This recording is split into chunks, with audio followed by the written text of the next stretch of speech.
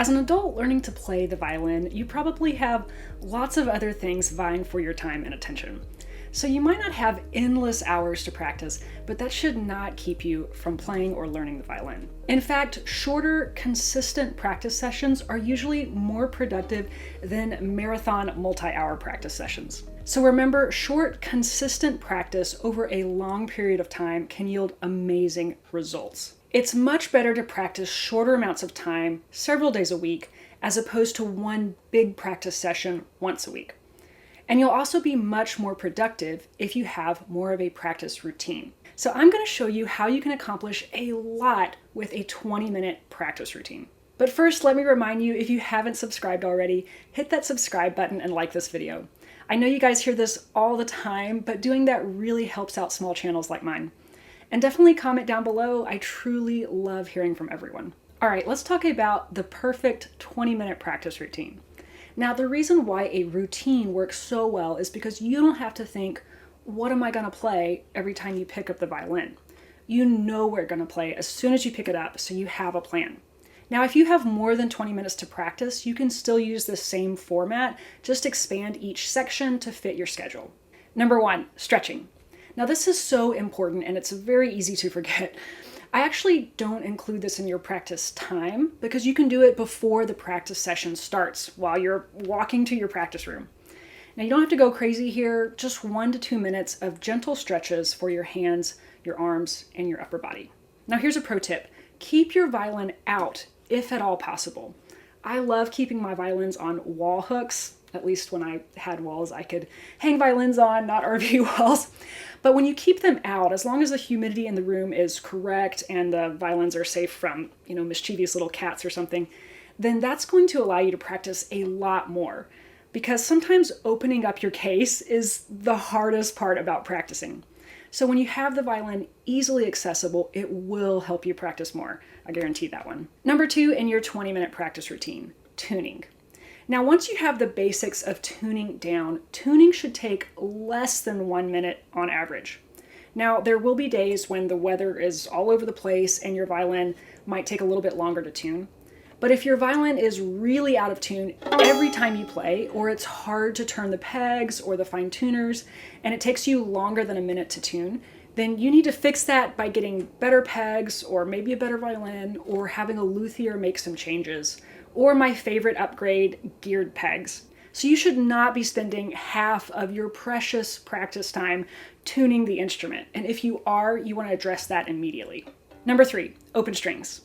Start your warm-up by playing just open strings, no left hand, so that you can just focus on your bow. You can get creative here, and this is a great time to experiment with different parts of the bow or using different weights or speeds. But if you just do a couple of long bows on each string, that's great. Number 4, a simple, repeatable exercise. Having a simple, repeatable, easily memorized little exercise will help you get your left hand and your right hand warmed up and working together really quickly. Now, this is not a scale. We'll get into that. This is much simpler than a scale. And I have lots of different little exercises that fit into this category, like slides and tetrachords. And I actually have a whole course on this inside of my studio. But the point here is that you have an exercise you repeat every day, and this exercise is more or less the same every day. Now, this is a big point when it comes to practicing, especially practicing on limited time. You want to repeat that same or that similar exercise until you are bored with it. That mindful repetition every day is what builds your muscle memory and allows the brain the space to work on other techniques. And if you are bored, boredom is not a bad thing in practice. But boredom doesn't mean it's time for you to move on necessarily. It means it's time for you to experiment and come up with a new way to play that exercise. Number 5, scales and arpeggios. Budget about 4 minutes for this. Now, you can get by playing other instruments without really doing lots of scales and arpeggios religiously, but you have to do them with the violin. It is crucial for developing muscle memory and this invisible framework that we have to work with. And you always, always, always want to include the arpeggio. I think it's equally important, if not sometimes more important than the actual scale. Now, you want to stay on that one scale until you're bored with it. Don't do a different scale every day. But what you can do when you get tired of playing that one scale a certain way is experiment. Maybe try doing a different rhythm on every note.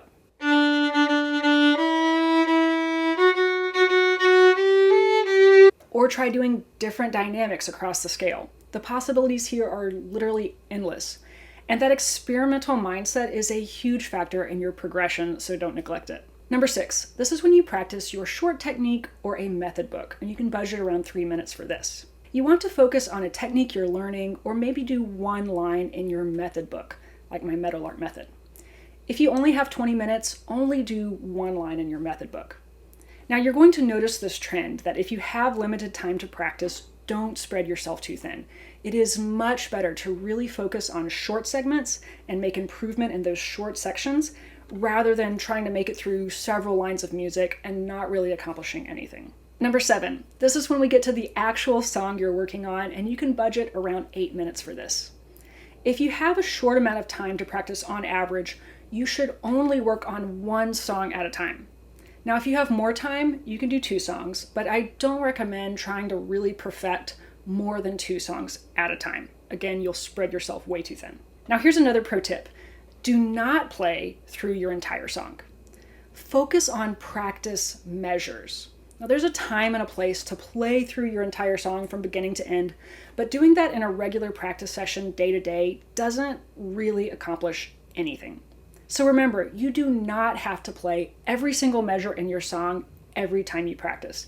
And don't worry, just because you don't play every single measure doesn't mean those other measures that you've worked on previously are going to magically just disintegrate. But what you want to do is focus on specific measures and really try to improve just those few measures during your short practice time. You should actually start your practice time for your song with those tricky measures. Don't start at the beginning, unless the beginning is the tricky part.